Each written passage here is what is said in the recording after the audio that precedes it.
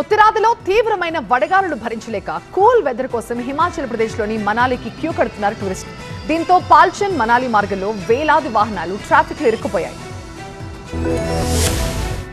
భారతదేశంలో మైదాన ప్రాంతాల్లోని పట్టణాల్లో తీవ్రమైన వడగాలుల కారణంగా హిమాచల్ ప్రదేశ్ లోని మనాలికి పర్యాటకుల తాకిడి భారీగా పెరిగింది. ఫలితంగా వాహనాలు కిక్కేసిపోయి వాటి రాకపోకలు మందకోడిగా సాగుతున్నాయి. పాల్చన్ మనాలి మార్గం వంటి కీలక మార్గాలలో వేలాది వాహనాలు ట్రాఫిక్ జామ్ లో ఇరుక్కున్నాయి.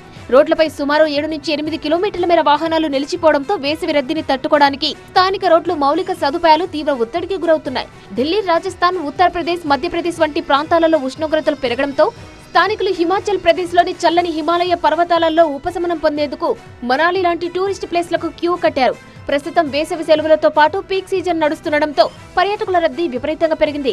రోహతాంగ్ వంటి ఎత్తైన కనుమను తిరిగి తెరవడం కూడా టూరిస్టుల పెరుగుదలకు కారణమైంది. మనాలికి ప్రతిరోజు భారీ సంఖ్యలో పర్యాటకులు వస్తుంటారు.